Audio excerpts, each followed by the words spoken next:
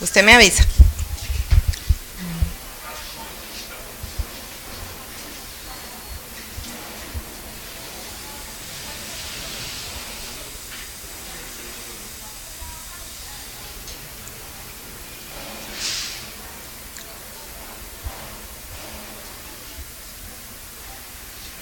Listo. Bueno, tengan todos y todas muy buenas tardes.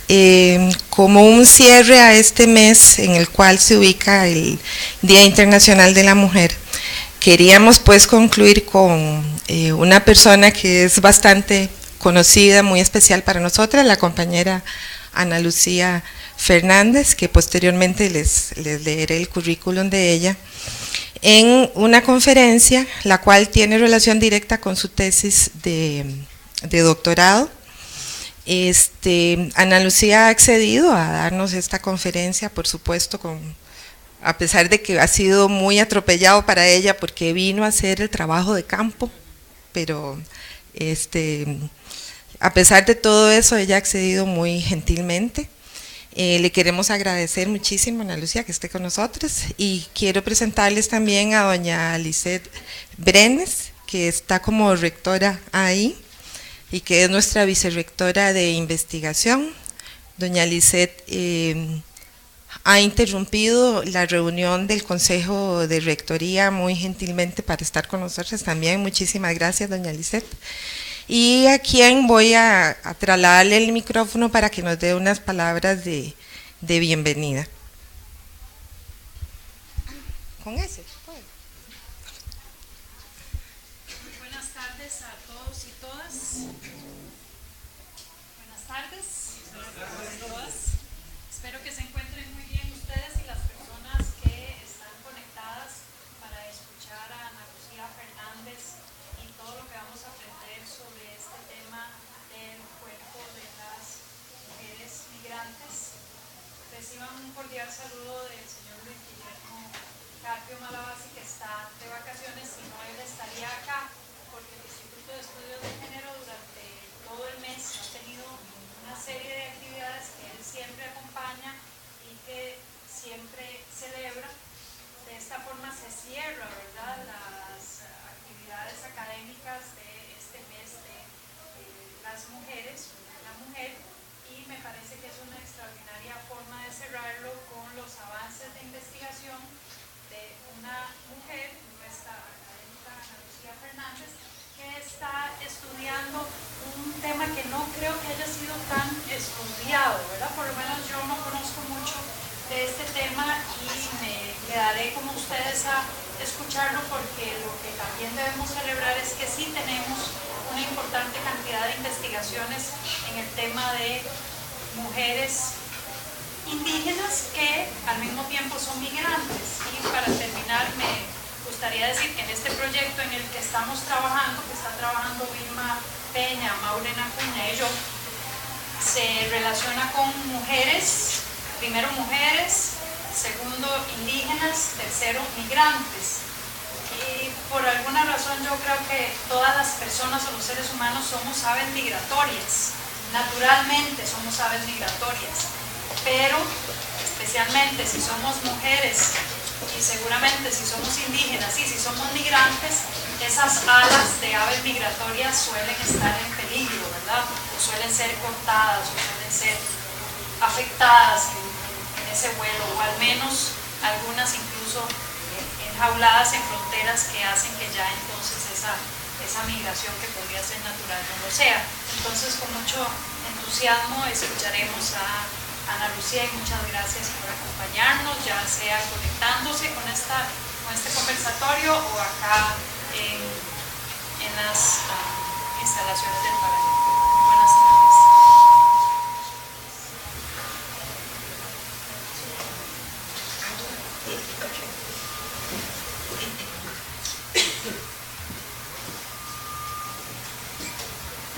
Bueno, procedo entonces inmediatamente a hacerle la lectura de un breve currículo que me facilitó Ana Lucía. Como les decía, Ana Lucía es investigadora del Instituto de Estudios de Género de la Universidad Estatal a Distancia de Costa Rica. Es licenciada en Sociología titulada por la Universidad de Costa Rica. Es actualmente doctorante del Instituto de Estudios Latinoamericanos de la Universidad Libre de Berlín, en Alemania. Becada por el programa Ale Costa, financiado.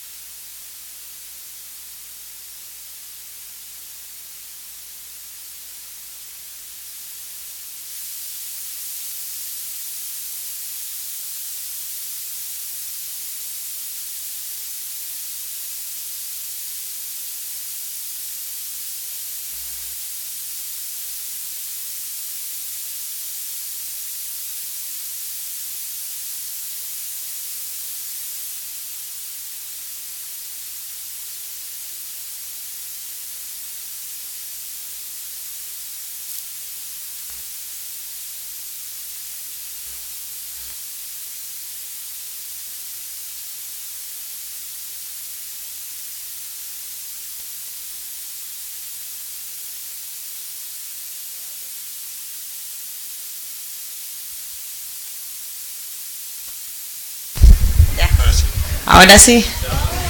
Ok.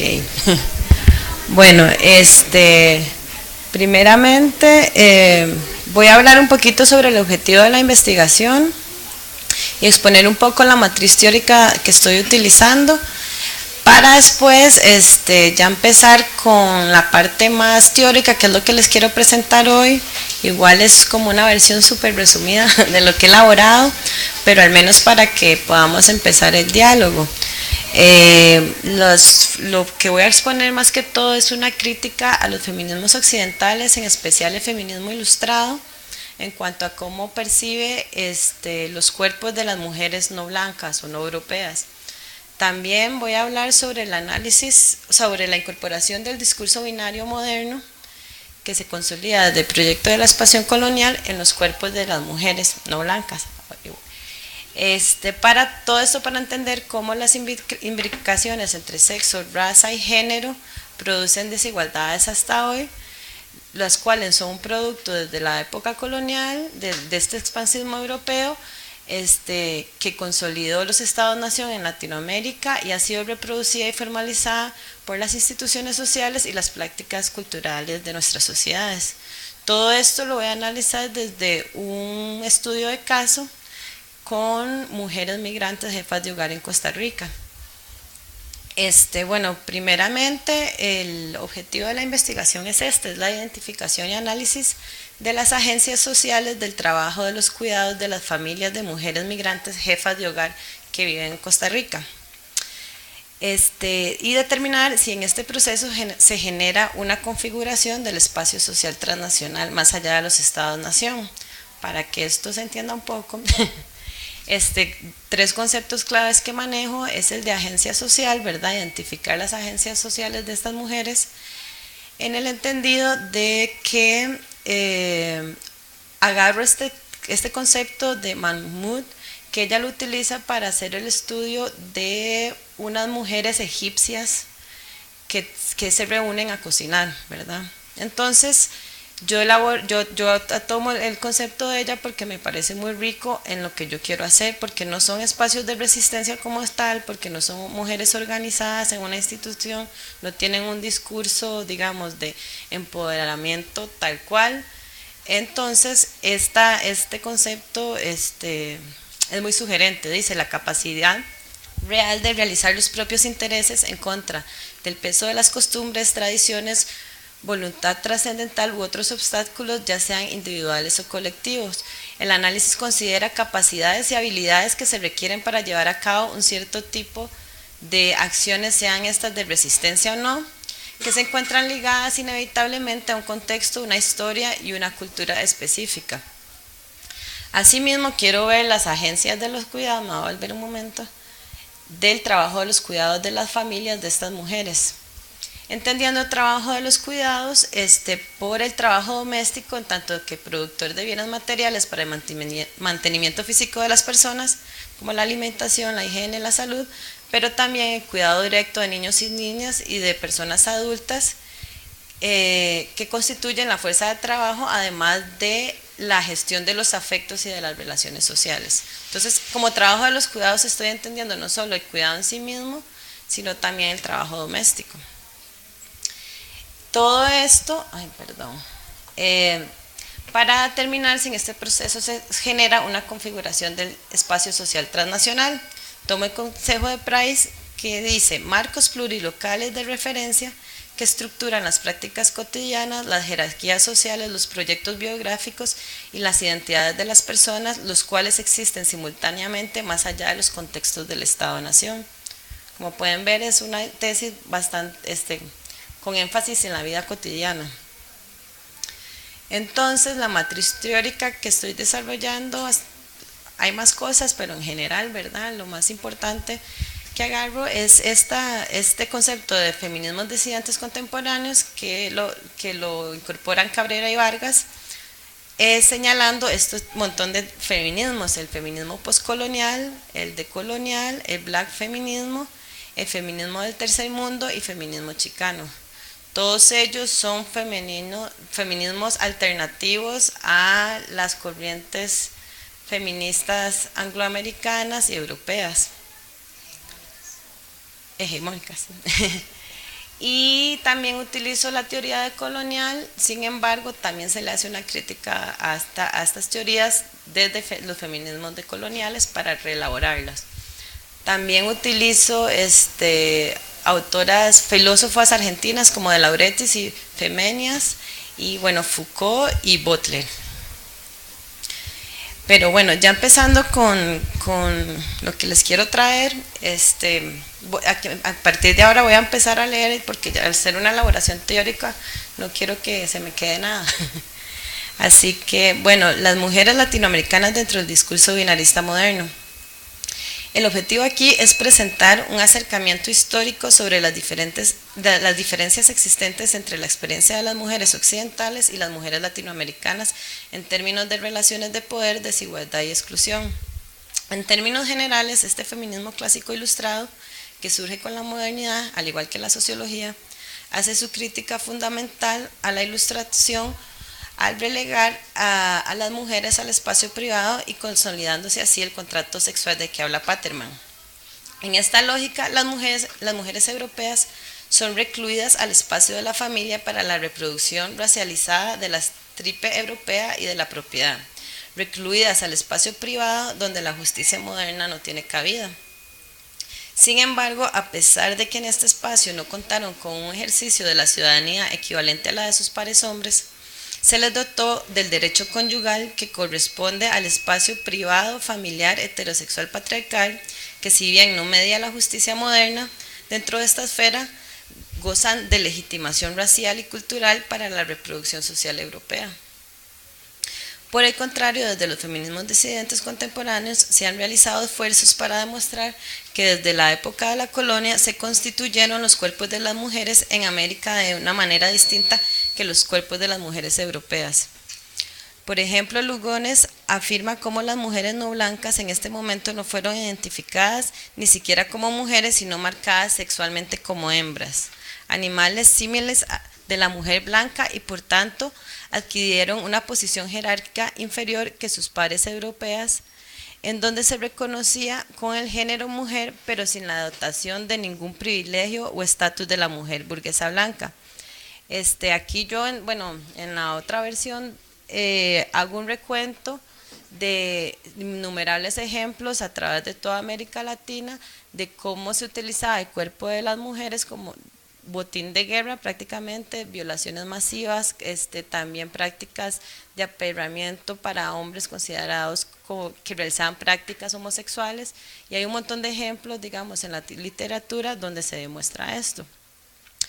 Entonces, como dice Lugones, por lo tanto, las mujeres sin adscripción de raza, o sea, analizar la mujer sin esta adscripción de raza ha escondido la brutalización, el abuso, la deshumanización que la colonialidad de género implica.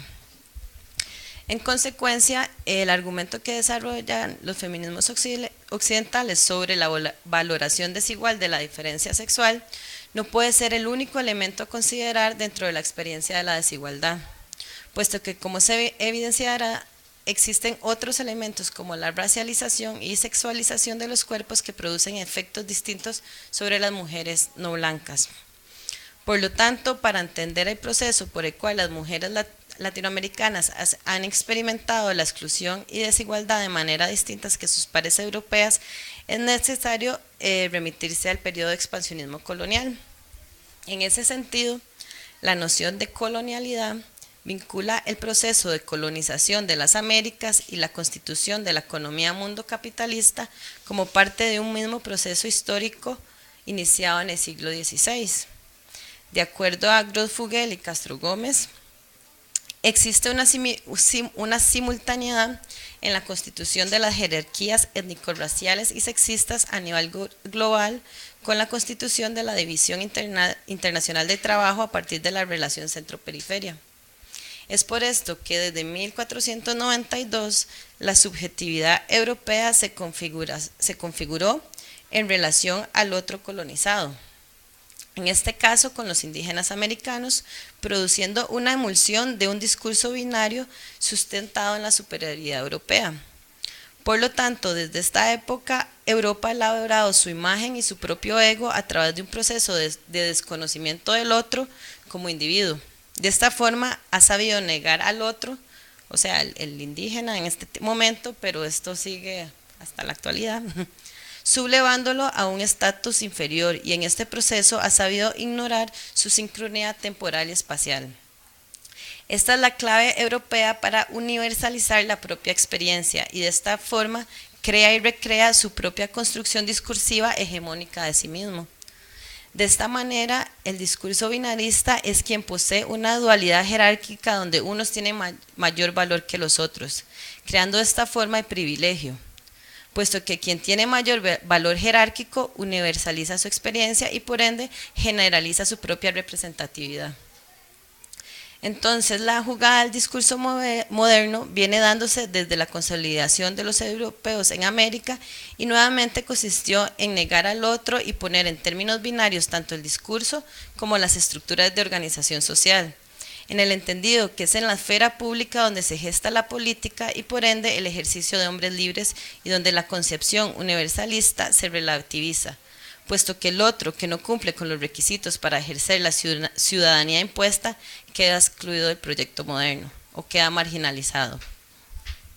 En ese sentido, es imprescindible entender cómo las relaciones de poder sugestionan y constituyen a los cuerpos de forma diferenciada a través de categorías biológicas con valoración disímil, y cómo dichas categorías materiales imprimen huellas de privilegio o exclusión en los cuerpos de las personas, y en consecuencia en su propia experiencia de vida, de tal forma que el peso y por ende las consecuencias que las instituciones culturales y sociales de dominación que se imponen en la anatomía de los cuerpos son más fuertes y violentas de lo que las feministas occidentales previeron. Es así como el expansionismo europeo sentó las bases de un modelo androcéntrico, racializado, heterosexual y patriarcal, donde la experiencia de lo que para ellos era el ser femenino tenía connotaciones negativas para la construcción de la masculinidad hegemónica. En ese sentido, el heterosexismo patriarcal se impuso en América Latina negando las cosmovisiones indígenas. Bueno, aquí también se dan un sinnúmero de ejemplos de cómo se les desposeyó a los indígenas sus propias organizaciones sociales, ¿verdad? Sus propias formas de organizarse, en los cuales existía participación política de las mujeres. Y al hacer esto, las mujeres quedan relegadas otra vez al espacio privado, donde ahí no se genera, donde no hay participación ciudadana, no hay participación política. Entonces, lo poco que ellas podían representarse desde sus cosmovisiones indígenas, también se les es negado. Por lo tanto, se puede ver como alrededor de este proceso de colonización asociado a la imposición del discurso universalista del hombre moderno, la categoría género como la construcción cultural basada en la distinción biológica del sexo es preconizada desde el feminismo blanco occidental como la única diferenciación biológica que produce desigualdad. Esta es una propuesta que, como dice Butler, pierde su potencial democratizador al negarse a abordar, evaluar y llegar a transformarse en virtud de las exclusiones que lo ponen en juego. Finalmente, el feminismo occidental contribuyó a la construcción de un discurso universalizante de la diferenciación sexual. En consecuencia, promovió sin percatarse la estandarización de la situación de las mujeres del mundo y por ende el objetivo político por alcanzar. Por lo tanto, la concepción de lo que es ser mujer y que debe esperarse en términos reivindicativos significó también un proyecto ilustrado de imposición dentro de la lógica de la modernidad occidental. En resumen,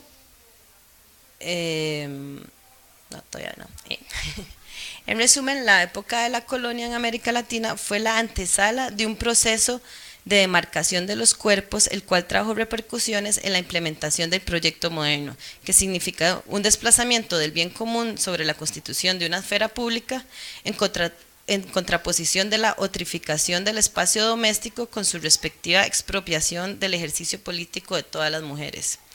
¿Qué significa el proceso de separación de esferas para las mujeres racializadas y expuestas a una experiencia de colonización?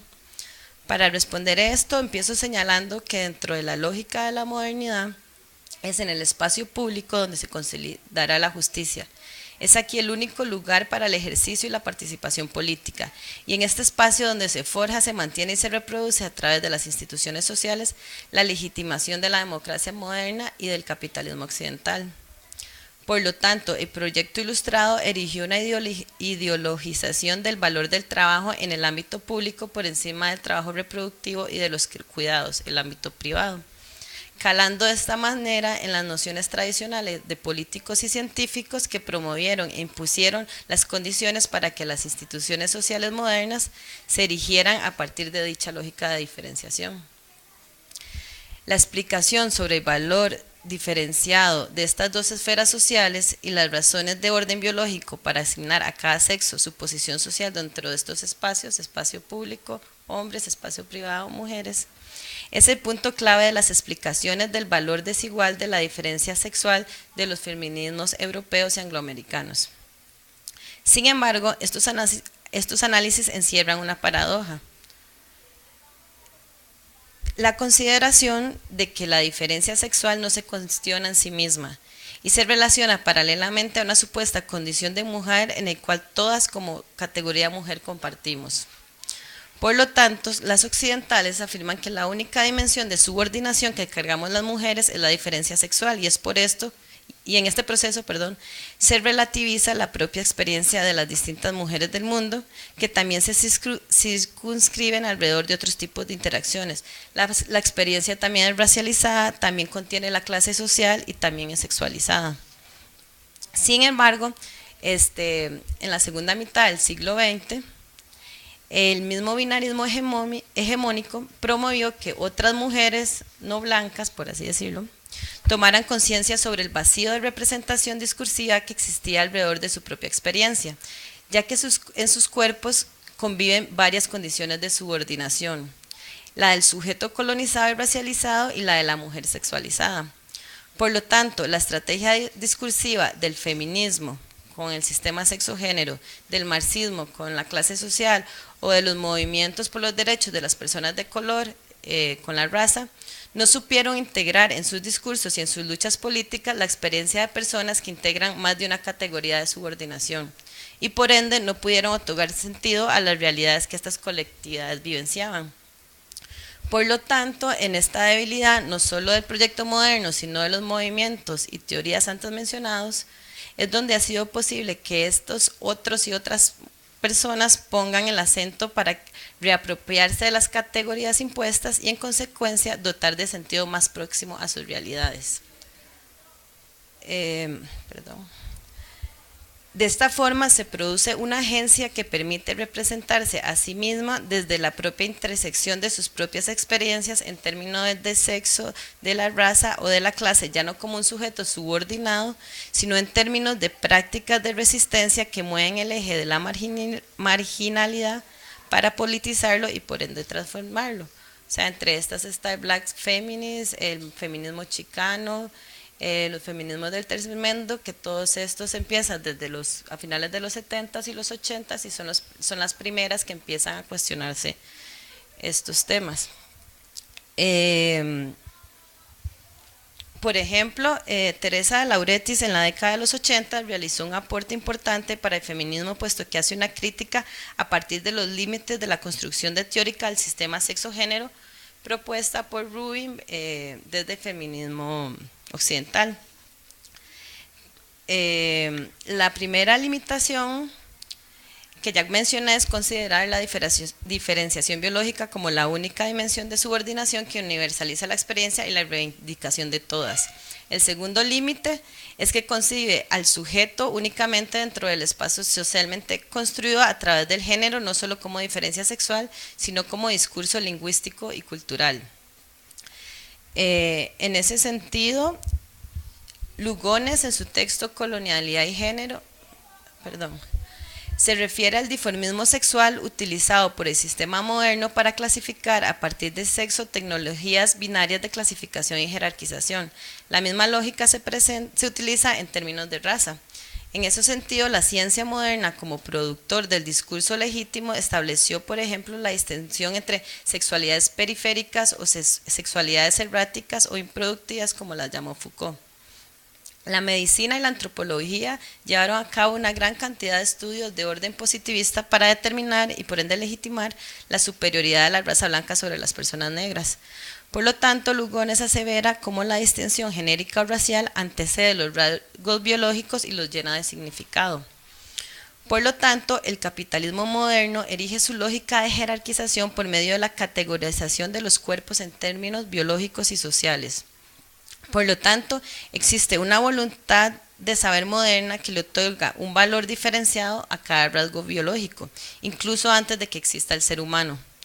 Al mismo tiempo, la imposición de categorías es reproducida a través de tecnologías de poder que otorgan privilegios o exclusiones en las realidades de los individuos concretos.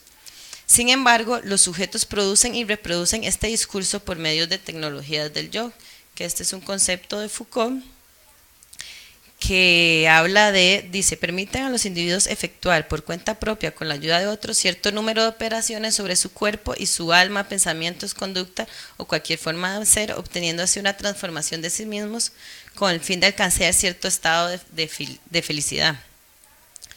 Entonces, por medio de las tecnologías del yo, que son las propias interpretaciones que hacen de sí mismos, de las prácticas de resistencia que realizan y de la forma como incorporan estas normas y valores en su propia experiencia.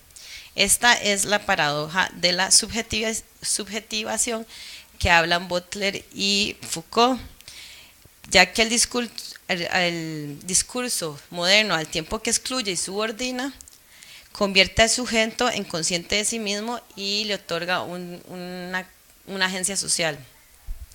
Entonces, la propuesta de Lauretis es empezar a deconstruir la diferencia sexual del género, puesto que para articular las experiencias heterogéneas de las personas hay que relacionar, por tanto, categorías como el género, el sexo, la raza, la clase o la nacionalidad como productos discursivos lingüísticos culturales, en tanto que formadores y reproductores de cuerpos e instituciones sociales. Por lo tanto, la autora insiste en que el género no es el sexo, puesto que el género es la representación discursiva del sexo. por lo tanto no es la realidad, no es el estado natural. Por lo tanto, el género como la raza, en tanto que representaciones, asignan significado a la construcción sociocultural de los cuerpos biológicos en términos de identidad, de valor, de prestigio, de jerarquía social, etc. Por lo tanto, en el proceso de asumir en los cuerpos las diferentes representaciones semióticas de dichas categorías, se produce y reproduce y se representan los efectos del discurso en los cuerpos y por ende en la experiencia de las personas. A pesar de que el discurso normativo instaura y define el valor, los privilegios y las exclusiones que los individuos experimentan, se genera al mismo tiempo prácticas micropolíticas de resistencia, prácticas micropolíticas que tienen efectos en la constitución de sujetos en términos de género, de raza, de sexo, nacionalidad, puesto que sus efectos están más bien al nivel local de las resistencias en la subjetividad y en la autorrepresentación. Por lo tanto, esta constitución del individuo en sujeto no es parte externa del discurso hegemónico, sino que es el discurso mismo produciéndose a partir de sus puntos ciegos y sus propias representaciones. En ese sentido, se llega a identificar que es en este espacio donde hay posibilidad para la agencia de los sujetos, para transformar las nociones estructurales de las instituciones sociales que determinan el valor y la definición de los individuos racializados, sexuados, generizados. Es en las prácticas micropolíticas de la vida de todos los días y en las resistencias cotidianas proporcionan tanto la agencia como los recursos de poder o de habilitar investiduras. Entonces, a partir de este debate teórico previamente expuesto, regreso al objetivo de la investigación para tratar de identificar y comprender a través de las mujeres jefas de hogar migrantes cómo sus experiencias y sus contextos están mediados por la intersección de las categorías raciales, sexuales y genéricas a la hora de producir identidades, entendiendo que la identidad no es el problema en sí mismo a analizar, más la producción y reproducción del discurso institucionalizado sobre el cuerpo de la mujer migrante y la organización del trabajo de los cuidados definidos en una sociedad. Realizar el análisis de estas experiencias es imprescindible, puesto que las prácticas que ellas realizan son concebidas como estrategias de producción del discurso. Sin embargo, en la propia experiencia racializada y sexualizada de estas mujeres existen también intersticios transformadores del discurso normativos, entendidos como agencia social. Por lo tanto, a pesar del valor desigual asignado a su propia existencia, por el hecho de contener en sus propios cuerpos dimensiones no privilegiadas de categorías constitutivas de sus propias identidades en cuanto a raza, etnia, sexo, género o nacionalidad, las mujeres migrantes jefas de hogar subsisten y reproducen tanto su propia existencia como la de sus propias familias de forma creativa, y son estas prácticas las que interesa identificar y estudiar. Las prácticas que realizan son consideradas como acciones directas que se encuentran transformando la agencia femenina de las mujeres migrantes latinoamericanas en la propia región. Asimismo, son también acciones directas en las formas de relacionarse dentro del espacio transnacional, específicamente en términos de la organización del trabajo de los cuidados, pero también en los efectos que dichas prácticas pueden estar teniendo en la configuración de las instituciones sociales latinoamericanas. El presente estudio entonces toma la propuesta metodológica de Gabriela Pombo, una argentina, para analizar la agencia de las mujeres migrantes, la cual consiste primero en explorar a nivel de la propia subjetividad de las mujeres en su propia posicionalidad en el tránsito que viven entre el espacio público, en términos del trabajo para el mercado que realizan, y al mismo tiempo en relación al trabajo de los cuidados que realizan, como mandatos de la feminidad normativa.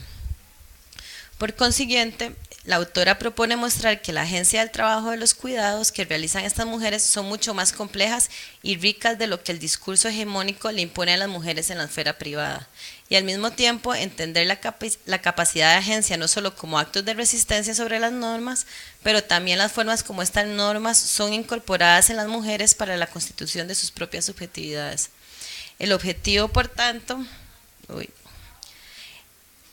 es tratar de comprender mejor las motivaciones, los deseos, compromisos y valores, es decir, las formas de ser y asumirse en tanto cuerpo, pensamiento y conducta de sus propias vidas cotidianas y en las prácticas micropolíticas en las cuales reproducen su propia existencia a través del trabajo de los cuidados.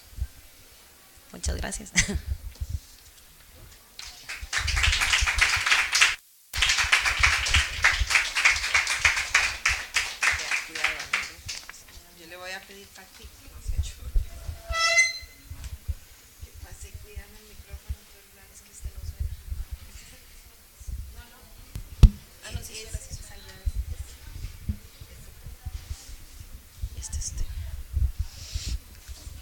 Bueno, quería abrir el espacio de preguntas y respuestas, pero aprovechar que ya llegó doña Katia Calderón.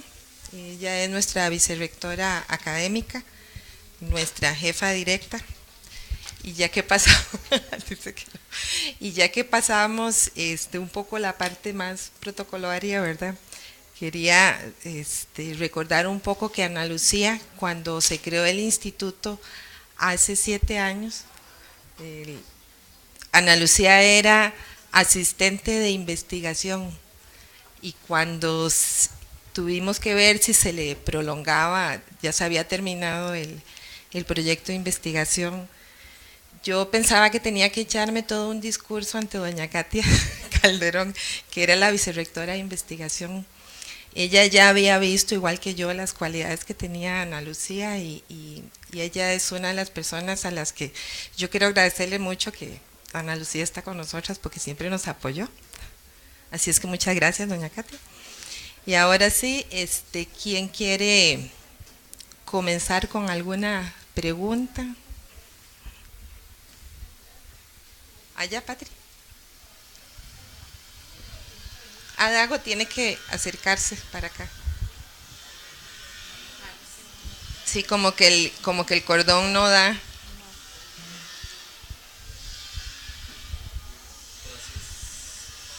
Muchas gracias, Patricia. Bueno, feliz de que Ana Lucía nos dé luz sobre esto. Yo estoy con el SIGDE en una investigación sobre espiritualidades de mujeres centroamericanas y vi que se asomó ahí el concepto de interseccionalidad. O sea que me parece que lo estás trabajando en términos de la propuesta. No lo sé si es así, pero sí me gustaría oírte qué te parece, incluso que me ilustres a mí muchísimo sobre el contexto dentro de los estudios del feminismo, del concepto. Yo he venido rastreando, pero realmente no puedo decir que he podido profundizar seguramente como puede hacerlo alguien desde los estudios feministas o de género o crítica, etcétera. Eso es básicamente. Gracias.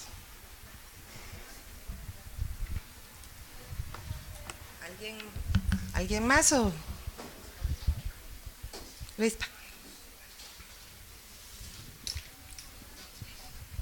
Luis Paulino, ¿usted pidió la palabra? No, bueno, vamos entonces empezando a calentar la discusión con la de Dagoberto, que es una preguntota, ¿verdad? Bueno, gracias, Dago. De hecho, que yo cuando empecé con este tema, empecé abordándolo desde la interseccionalidad, pero después, discutiendo con mi profesora allá en Alemania, decidí cambiar la óptica, ya que la interseccionalidad lo que habla es que es importante considerar las categorías que conforman el cuerpo, como el sexo, la raza, lo que hemos venido hablando, pero lo hace de manera ahistórica. ¿Me entiendes? Entonces, esa es una crítica que le ha hecho el feminismo decolonial a la interseccionalidad, que es un antecedente de esta corriente, porque la interseccionalidad se forma desde los 80s.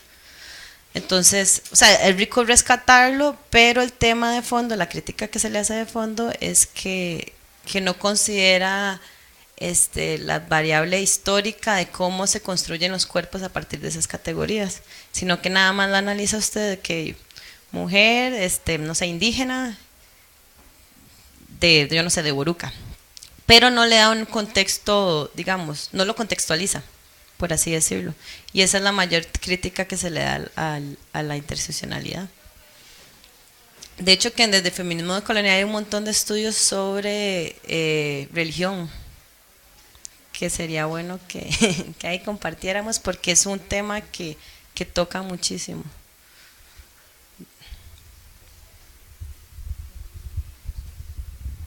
Yo estoy apuntada aquí que pedí la palabra. El concepto de interseccionalidad tiene un problema muy grande.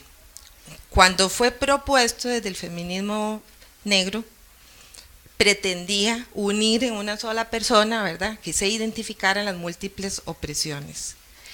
Lo que ha pasado también, ¿verdad?, posteriormente, es que los estudios de interseccionalidad, cuando usted los ve en la presentación de sus resultados, empiezan a hablar mujeres negras, mujeres indígenas, mujeres migrantes. O sea, nos vuelve a separar lo que estaba unido. Entonces, en la práctica, lo que ha sucedido, aparte de, por supuesto, lo que está contándonos Ana Lucía, es que en la práctica volvemos a cometer los mismos errores, esto en América Latina, ¿verdad?, que se cometían antes. Entonces, en este país hay compañeras que han trabajado mucho ese concepto, y pongan atención ustedes y verán cuando presentan los resultados de sus investigaciones, donde nuevamente se vuelve a separar el todo que se tiene que mirar, ¿verdad?, desde una mirada feminista que observa las múltiples opresiones como una mirada alternativa a esos feminismos hegemónicos, que es la riqueza que tiene las primeras propuestas que se hacían desde la que, por cierto, no se llamaba interseccionalidad, se llamaba la mirada de las múltiples opresiones. ¿Alguien más?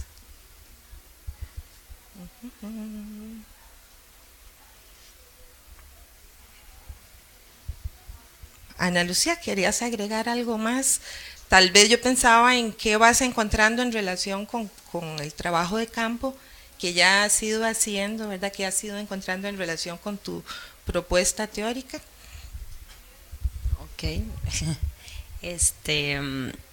Bueno, estando aquí he estado haciendo bastantes entrevistas a mujeres migrantes, y también con los diarios de uso del tiempo. Y ahí se puede ver, digamos que la teoría sí me está hablando con lo que ellas me dicen, porque estoy viendo como todas las estrategias que ellas utilizan para sobrellevar, digamos, siendo jefas de hogar, mujeres, digamos, sin una pareja, ese es un requisito, porque es otra categoría de subordinación. En este país, las cifras de hogares más pobres corresponden a jefaturas femeninas. Entonces, no es solo ver, digamos, cómo se las agencian, cómo se la juegan para sobrevivir, sino también los valores que hay detrás sobre esa sobrevivencia. Digamos, a todas las madres solteras, casi el 100%, se consideran a ellas como, me han dicho que se consideran a ellas como guerreras, como fuertes, que no le ven nada a nadie. El valor de la independencia lo tienen clarísimo. O sea, son un montón de actitudes, ¿verdad?, que se ve donde ellas están generando estas resistencias. Por ejemplo, entrevisté a una que ella recién se separa de su pareja, ¿verdad? Entonces hace poco es jefa de hogar, y ella todavía tiene este rollo de la dependencia. Entonces, las otras, más bien es, yo no quiero un hombre, ellos quitan la plata, golpean a todas. También casi el 90% el hombre las deja cuando están embarazadas, en el segundo o tercer embarazo, que además también ha sido como una pauta que me ha salido. Entonces, digamos, desde cómo ellas construyen la subjetividad de ellas mismas, me han salido cosas súper, súper ricas. Y también en cómo se las agencian para hacer todo lo que hacen. Por ejemplo, también hasta me ha salido mucho cómo hay niños cuidando niños, ¿verdad?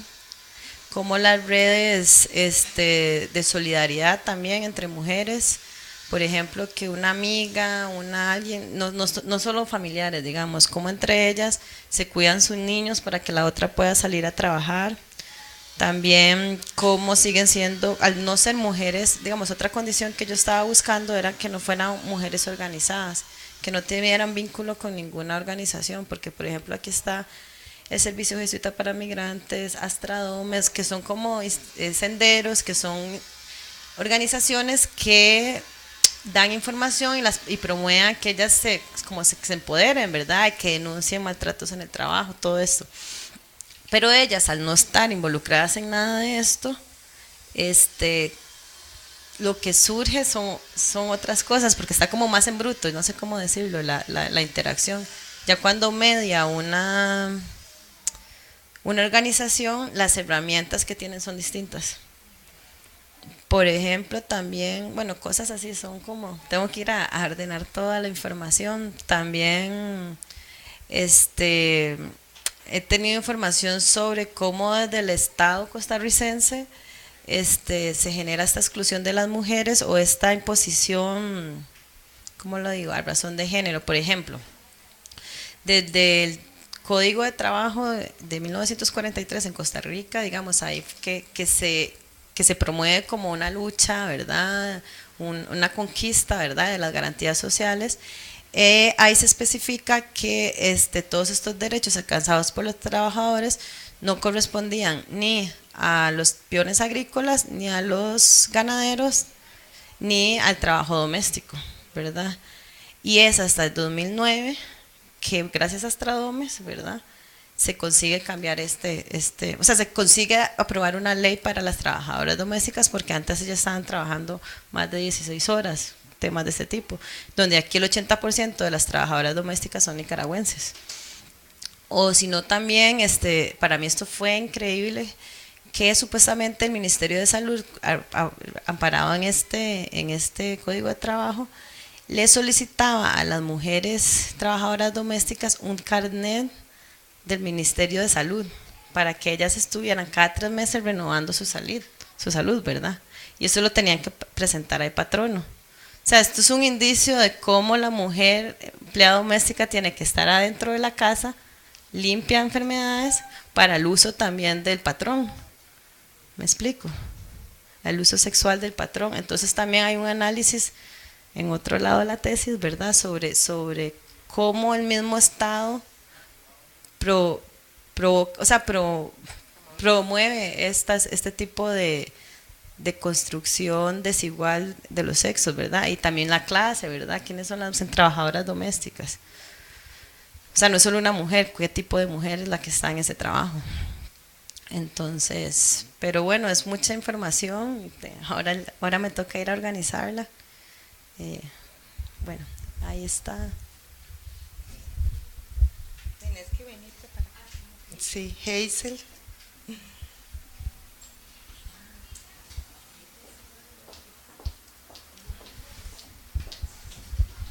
Bueno, encantada de ver de nuevo a Ana Lucía por estos rumbos. Voy a moverme para acá porque no conozco mucho del tema, ni mucho ni a mediados, ¿verdad? Muy poco.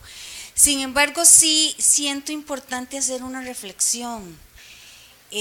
A lo largo de la historia, ese machismo que hemos vivido siempre y que el hombre ha sentido de alguna forma, o la cultura latinoamericana ha sentido que es una forma de lograr oprimir a la mujer, se ha vuelto contrario, ha sido la forma de fortalecer a la mujer en cuanto a las decisiones y las acciones que hemos tenido que tomar, porque sí tenemos un sentido más fuerte de lo que es la responsabilidad. Entonces yo creo que eso es bien importante verlo. Me preocupa mucho este tipo de investigaciones importantes que se hacen, no solo, bueno, Ana Lucía lo lleva a otro país, pero queda para Costa Rica, pero que quedan aquí. Yo voy a aprovechar que haya 2 vicerrectoras en este momento para hacer un llamado, porque tanta investigación buena que hay y que podría servir, primero, a nivel informativo de toda la comunidad, en este caso de Costa Rica, para tomar decisiones, o desde el punto más mínimo, quizá para entender nuestra parte de nuestra cultura, y también para que en otros entes se puedan tomar decisiones. Obviamente aquí desde la academia tenemos que utilizar estos como análisis de casos para de alguna forma ir tomando todo este trabajo en que la universidad también está aportando financieramente para que profesionalmente nuestros funcionarios estén en mejor posición. Pero a mí siempre me ha llamado la atención que todos estos estudios que se hacen en las universidades quedan ahí mueren. El año pasado estuve con un grupo del Estado de la Nación y me llamaba la atención al final cuando presentaron todo y le decía yo al señor ¿y dónde están las investigaciones de las universidades de esos temas? La UNED tiene tales y tales, ni siquiera se tomaron en cuenta. Entonces tal vez me estoy saliendo un poquito del tema de que nos explicaba Ana Lucía, pero sí sentía la necesidad de hacerlo saber, porque mucha de esa investigación queda ahí y no es para eso, ¿verdad? Es para que nosotros como seres humanos mejoremos día a día. Gracias. Y voy a hacer un comentario, bueno, dos a lo que ella dijo. Lo primero es, bueno, más a nivel teórico, otra cosa que se me olvidó decirles es la importancia de los hijos para la creación de resistencias de estas mujeres, digamos. Todas me decían, lo que me hace salir adelante, lo que me mantiene viva de pie, son mis hijos, muchos de ellos ya están en la universidad en Nicaragua, o sea, son muy buenos ejemplos de esa lucha. Entonces yo creo que a nivel teórico va a haber una discusión sobre el tema del cuidado y el afecto detrás de la investigación, porque es lo que mantiene esas relaciones. O sea, yo tengo la hipótesis de que el mundo capitalista no solo se mantiene por el dinero, y que eso se puede demostrar en África, Asia y América Latina, ¿verdad? Que si hay poblaciones enteras viviendo poco menos de $1 al día, es porque hay otras formas, ¿verdad? Que es el tema de la informalidad, pero yo creo que esa informalidad viene por una discusión de los cuidados y el afecto, ¿verdad? Que ahí lo voy a ir elaborando. Y por otro lado, ya que usted hizo ese comentario, voy a aprovechar que aquí están las dos vicerrectoras para contarles que, digamos, esta tesis, para yo poderme graduar en Alemania, tengo que publicarla. Entonces mi estrategia iba a ser pedirle a la UNED a ver si me ayudaba a publicarla, ¿verdad? Así me puedo graduar. Y aprovechando el comentario que usted dijo, yo dije, bueno, lo hacemos de una vez. El comercial. Ajá.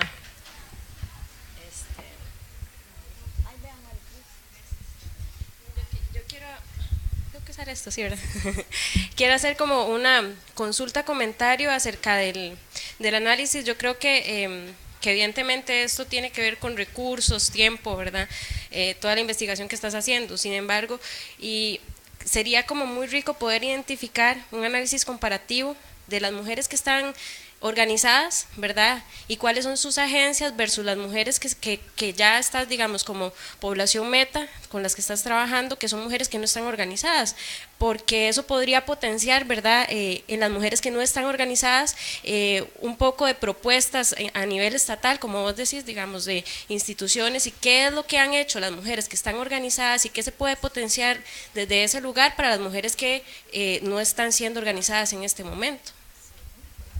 Sí, me parece súper válido, porque de hecho estas mujeres en estas otras, las mujeres organizadas tienen, o sea, otro tipo de agencia, aunque sean ellas, digamos, esta asociación Astradomes, que se llama Asociación de Trabajadoras Domésticas, es un ejemplo, digamos, increíble, porque ellas lograron leyes en la Asamblea Legislativa y un montón de otros recursos, y uno, al hablar con ellas, o sea, se nota el empoderamiento de estas mujeres, ¿verdad? Así que yo creo que eso que usted dice es importante. No sé, en tiempo y recursos, o sea, no sé si llega a poder entrevistarlas a ellas, pero sí es un tema para analizar, ¿me entiendes?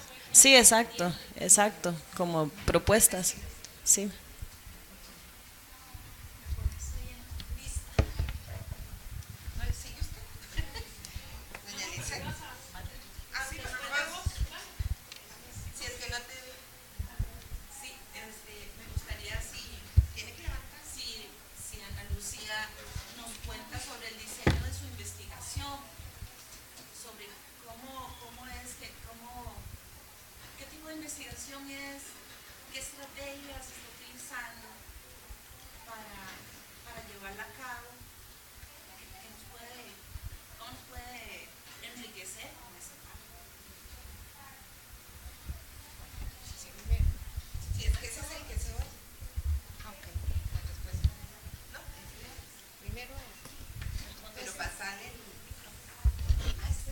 ¿Aló? No, sí, sí habla, sí se oye. Bueno, ese diseño ya tiene sus añitos, porque digamos, para conseguir la beca en Alemania, hay que realizar ese diseño, buscar un profesor o una profesora en Alemania que quiera ser su tutora y luego aplicar por la beca. Y bueno, a mí casi 3 años me llevó, digamos, poder irme. Entonces, al principio el tema, digamos, estaba enfocado sobre la familia transnacional, ¿verdad? Haciendo un recuento de estadísticas del INEC, ¿verdad? De las encuestas de hogares y el censo y todo esto, porque, digamos, desde el Instituto de Estudios de Género nosotros trabajábamos mucho lo que era el uso del tiempo y la corresponsabilidad en el cuidado. O sea, como que era un tema que siempre estábamos trabajando, y entonces a mí me empezó a interesar desde, digamos, estas estadísticas del INEC, el tema de que los hogares pobres son liderados por jefaturas femeninas, mujeres solas, ¿verdad? Entonces ahí había un tema, ¿verdad? Que es entre el trabajo de los cuidados, ¿verdad? Y cómo conseguir la platita, ¿verdad?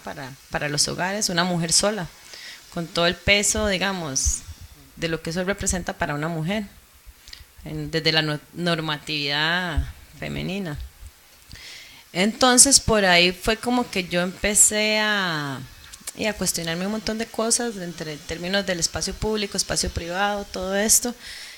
Y ahí hice una propuesta de investigación reflexionando sobre eso, pero me interesó, o sea, al final decidí hacerlo con mujeres migrantes porque son mujeres que están expuestas todavía a más vulnerabilidad, ¿verdad? Entonces para mí era como pensar en un caso bien en bruto de vulnerabilidades en un espacio social, porque yo digo, si esta siendo mujer, migrante, en una cierta clase social, etcétera, etcétera, salen adelante, ¿cómo lo hacen, verdad? Si además es también desde el Estado, se ven vulnerados, o sea, ya digamos el tema de la ley de migración, ¿verdad? Gente que no existe, las historias de estas mujeres, de cómo llegaron a Costa Rica también son increíbles. Había unas que ni siquiera tenían cédula en Nicaragua.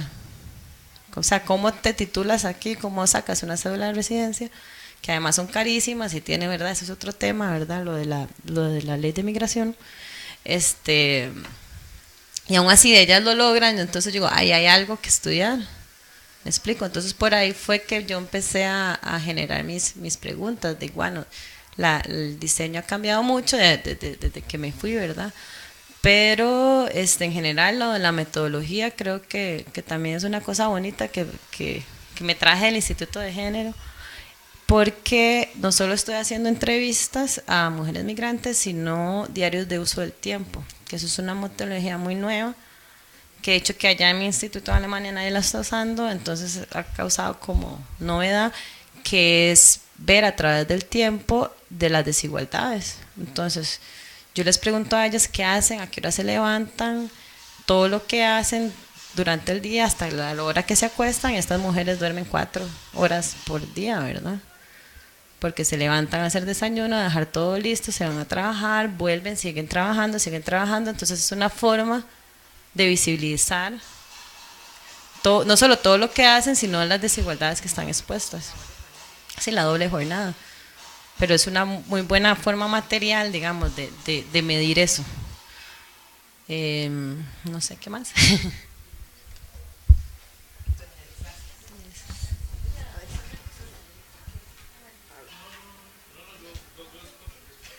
Pero no es porque primero las damas. No, él acaba de pedir. No, estoy bromeando. Muchas gracias. Menos por eso. Por eso mucho menos. A ver si me logran ver si estamos hablando, doña Lisset y yo, que no hay manera de que nosotros nos quitamos eso, porque estamos aquí como un interés académico, ¿verdad? De investigadora, y sin embargo a la gente le cuesta mucho quitárselo. A nosotros nos cuesta poco, pero a ustedes les está costando un poco más. Aunque logramos también entender, digamos, las solicitudes que nos hacen. Yo tengo una consulta, perdón que voy a dar la espalda, porque hace mucho tiempo que teóricamente estoy bastante desfasada, lamentablemente, a propósito de la razón. Es bastante yo es hasta ahora que veo la... No he podido hablar con Ana Lucía, entonces ya tenemos una reunión pendiente, pero ahorita no he podido hablar con ella, entonces a lo mejor voy a sonarles ingenua, pero me parece además muy complejo el tema de las mujeres que además sean migrantes, ¿verdad? Es decir, me gustaría saber el enfoque teórico, si lo ha analizado, del tema migratorio, porque el tema migratorio tiene todo una connotación teórica, histórica y también normativa muy fuerte, ¿verdad?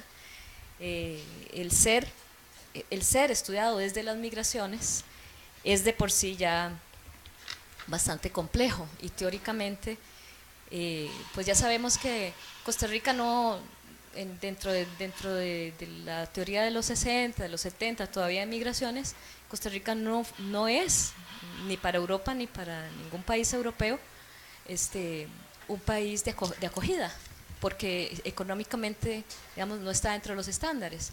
Entonces, me gustaría saber teóricamente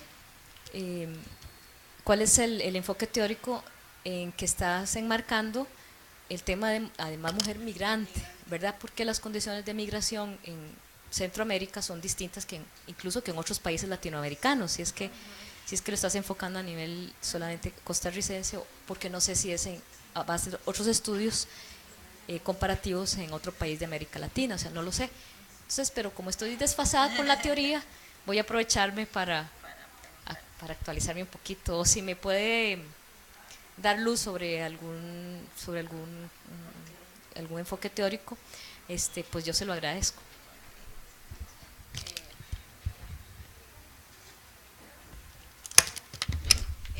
Bueno, sí, es una muy buena pregunta, porque de hecho que cuando yo empecé a revisar enfoques migratorios, ¿verdad? No llegaba ninguno que me ayudara, digamos, a construir lo que yo estaba buscando, ¿verdad? Lo que me ayudó más para formar mi cuerpo de análisis fue la teoría transnacional, ¿verdad? Que por eso le puse ahí este pequeño texto, que es lo poco que hago referencia aquí, que es espacio social transnacional, porque mi motivación siempre fue buscar desde la vida cotidiana, ¿verdad? Y los enfoques de migratorios son como muy macro, no todos, ¿verdad? Pero en su mayoría, y a mí también me interesa el tema del cuerpo de la mujer racializada, marginalizada, pero confrontar las dos cosas, solo lo encontré en estudios a nivel latinoamericano, de trabajos de mujeres latinoamericanas que tal vez no son feministas decoloniales, pero que trabajan el tema desde lo transnacional, pero sí, digamos, hablando mucho, por ejemplo, de las mujeres de Perú, de Colombia, que se van a España, por ejemplo, o paraguayas en Argentina, ¿verdad? Mucho sobre trabajo doméstico. Entonces yo leyendo empecé a ver que en toda la región latinoamericana sucede un fenómeno parecido. Mujeres solas que se van a otro país. Primero los análisis eran como le digo, de mujeres latinas en Europa. Y de hecho que como yo estoy ahora en Europa hay muchísimo de eso. Pero no hay tanto de mujeres latinas en otras regiones latinoamericanas. O sea, sí las hay, pero tal vez no han llamado tanto la atención, por ejemplo, en Europa, ¿verdad? Porque no es la región que a ellos les interesa. Pero entonces a mí me interesó hacerlo desde, digamos, Nicaragua, Costa Rica, o también estoy utilizando colombianas, y a ver si es diferente, ¿verdad? La realidad. Para ver, digamos, como un estudio de caso de cosas que están sucediendo a lo largo de Latinoamérica, y cómo tal vez en esta interacción de mujeres en otro país latinoamericano, o sea, latinas en otro país, puede estar gestionando agencias distintas o produciendo cambios en las instituciones de estas sociedades, porque no es lo mismo, digamos, yo no sé, una latina, no sé, una colombiana en Alemania, ¿verdad? Que hay un tema de idioma y otras cosas, que mismas mujeres en las mismas regiones. Y de hecho que a mí lo que me gustaría más adelante es investigar más mujeres centroamericanas en Costa Rica, porque por ejemplo está Carlos Sandoval de la UCR, que él está haciendo ahora muchos análisis de cómo, digamos, el tema de la migración de digamos, de centroamericanos a Estados Unidos, está siendo tan fuerte, digamos, los asesinatos y el matadero, digamos, que ya los centroamericanos están pensando más bien migrar al sur, porque pasar por México, digamos, es un atentado, sí, es un riesgo de muerte. Entonces, como ahora está empezando a migrar al sur y qué papel representa Costa Rica en esto. Entonces, de hecho que estando aquí me han salido bastantes mujeres centroamericanas, pero ya por una cuestión de tiempo y no pude meter a todos. Estoy centrándome en nicaragüenses y colombianas porque las colombianas es el segundo población que más hay en Costa Rica de migrantes.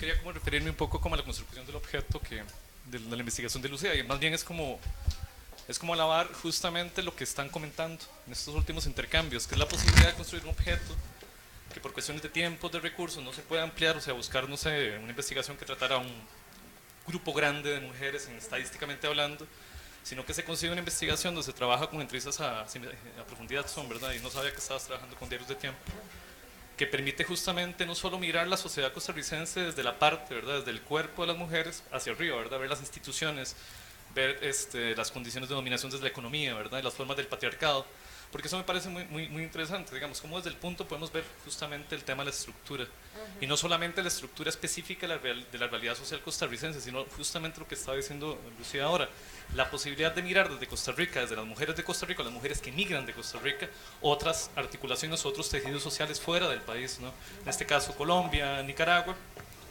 y creo que eso es necesario como rescatarlo, ¿verdad? Porque es justamente lo que hablaba sobre el tema de la metodología, pero haciendo el vínculo con el tema teórico-metodológico, ¿verdad? Cómo las categorías también nos funcionan y nos ayudan para poder aprender o poder profundizar más la mirada, ¿no? Y eso creo que está ahí dentro de la investigación que tiene Lu. Y otra cosa que me pareció muy sugerente, que lo había notado ahí como en las pautas, es justamente este tema que como estás trabajando espacio público, espacio privado, pero también cuando me mete el tema del tiempo, digamos, que es otro encuadre, ¿verdad? El tiempo privado, el tiempo público, ¿verdad? Cómo se maneja eso. Y también la audacia, por decirlo así, de mirar otra vez el tema de las prácticas, que desde mi punto de vista es justamente lo que articula una crítica posible que destruye justamente esas divisiones dicotómicas entre lo público y lo privado, o el tiempo privado y el tiempo público, ¿verdad? Y justamente son las agencias y las prácticas o las praxis en el tema de jerga marxista, lo que posibilita, desde mi punto de vista, encauzar y cerrar esas grandes estructuras, sí, ¿verdad? Y yo no sé si lo vas a, digamos, sería rico que se pudiera establecer esas. Sí, de hecho que yo elementos. Decidí utilizar solo jefas de hogar por lo mismo, porque partiendo de que una jefa de hogar tiene que ir a conseguir al espacio privado, ¿verdad?, el recurso económico, entonces ellas se agencian entre los dos mundos, y por eso escogí jefas de hogar.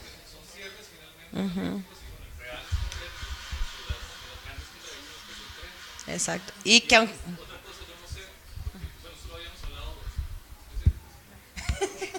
no, párate. Si va a hablar, párese. Que me parece muy, a ver si no se me va, es el tema de ya se me fue la pájara. Era, ¿cómo estaba? ¿Qué habías? Jefa de hogar. Ajá. A ver si se me. Espacio público privado. Ajá. No. Bueno, si se acuerda ahora. No, sí, ya me acordé. Ya. Es el tema justamente de la posibilidad después de abrir estudios, porque justamente el país no solo recibe colombianos, bueno, yo sé que usted lo sabe, ¿no?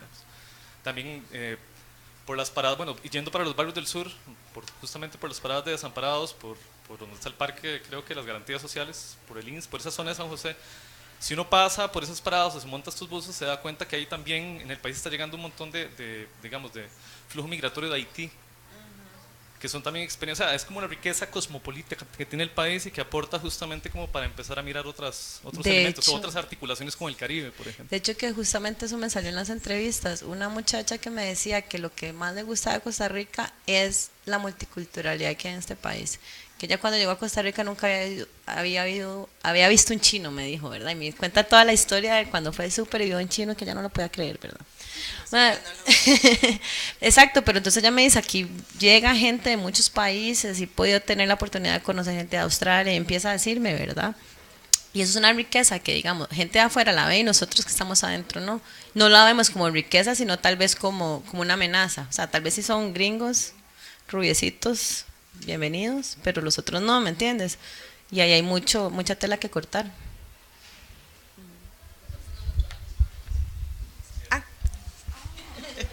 Bueno, voy a... Sí, pero ¿usted quiere hacer un cierre? ¿O una pregunta? Ah, no, hable usted primero.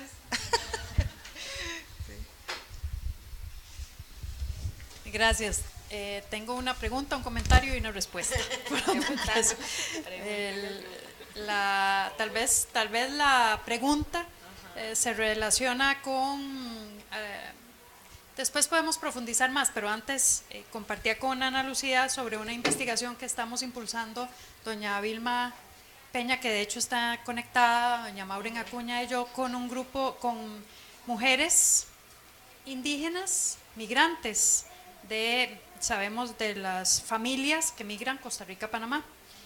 Y en este caso me llamó mucho la atención el tema de ese diario de uso de tiempo. Me parece que sería una gran herramienta para nosotros, porque lo que estamos haciendo es procurando que en Costa Rica Costa Rica participe en un proyecto internacional donde se seleccionan 3 mujeres indígenas para ir a la India a capacitarse durante 6 meses como ingenieras solares. Ellas reciben un título, pero los requisitos son que sean seleccionadas por su comunidad, que regresen a su comunidad a hacer ese trabajo de electrificación, que la comunidad tenga interés en tener energía eléctrica, y que al regreso ellas van a ser mujeres que van a trabajar en esto. Entonces, todo su perfil y dinámica, por eso el diario de uso de tiempo cambiaría, con unos grandes pequeños cambios, que son: estas mujeres no son dueñas de su tiempo.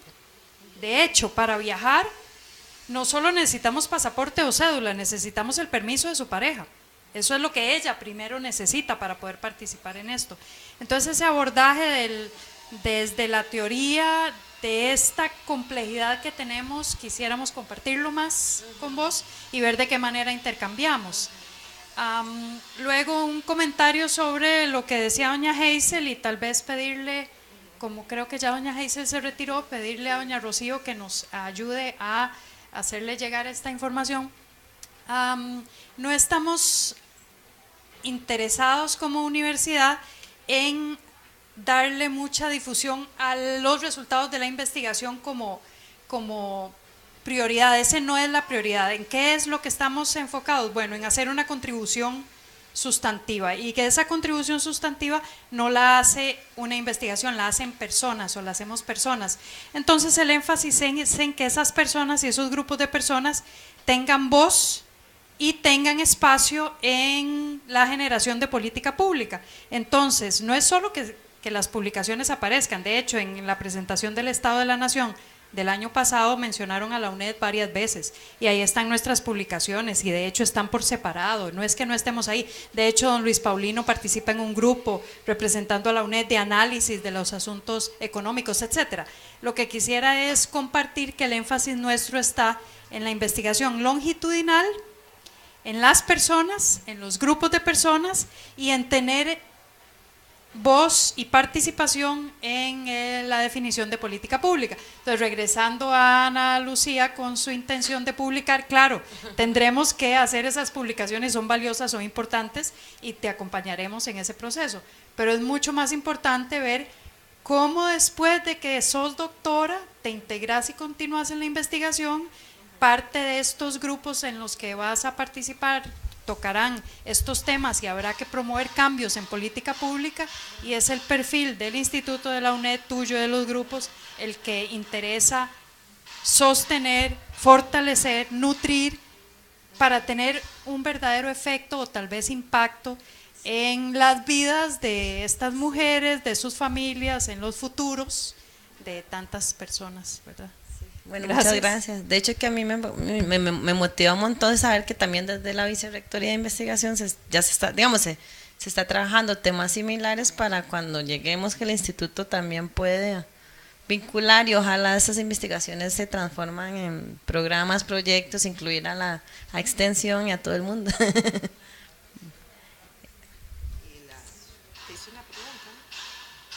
No sé, ¿no? La pregunta era en relación con los diarios. Después.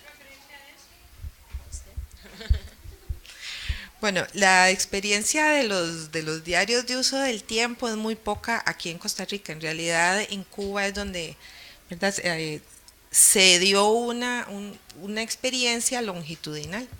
De ahí se ha aprendido mucho de la comisión que hemos trabajado en esto desde el año 2000. Por eso el trabajo que está haciendo Ana Lucía es muy importante, porque es quizá una de las primeras experiencias aquí en el país y una adaptación, ¿verdad?, de lo que ha pasado en otras realidades, pues sí, latinoamericana, pero no deja de ser diferente la cultura caribeña, ¿verdad?, a nuestra cultura, lo cual se evidencia muy fuertemente en lo que es el uso del tiempo, ¿verdad? Es las diferencias inclusive que vimos en los dos ejercicios que hicimos en el 2004, estando yo todavía en el INAMU, que se hizo un estudio exploratorio, pudimos ver lo que significaban 15 minutos al norte del país, o 15 minutos al sur del país, o 15 minutos al centro del país, ¿verdad? Hay gente que dice, yo me baño en 15 minutos, otros dicen, no, eso es mucho, pero tenía que ver también con la región. Entonces, el uso del tiempo tiene también un componente, obviamente, esa apreciación, no solo el uso, un componente cultural. Entonces, de ahí la importancia también de este uso que va a hacer Ana Lucía de este diario. Bueno, les comento que en el 2011 hicimos desde la comisión la primera encuesta nacional en la gran área metropolitana de uso del tiempo, y ahora para el año entrante va a ser la primera encuesta nacional, no solo para la gran área metropolitana. El año pasado se firmó un convenio entre el INEC, el INAMU y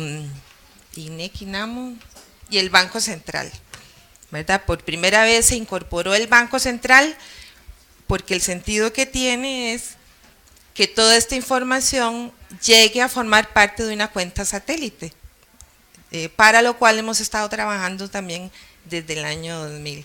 Así que, bueno, ¿vos querés agregar algo? Yo quería cerrar pues con esta noticia, ¿verdad?, que en un par de años vamos a tener la primera encuesta ya nacional de uso del tiempo, y vamos a tener la oportunidad de trabajar entonces por una cuenta satélite del trabajo doméstico, lo que nos ha significado 16 años de negociación con el Banco Central. Así es que es lento trabajar en esto, pero ahí vamos, ¿verdad? Bueno, muchísimas gracias a todos y a todas por compartir con nosotras. Y ¿qué más? Ah, bueno, sí, lo del refrigerio. Tenemos un pequeño refrigerio aquí afuera para compartir. Con esta actividad cerramos formalmente las actividades en conmemoración del Día Internacional de la Mujer.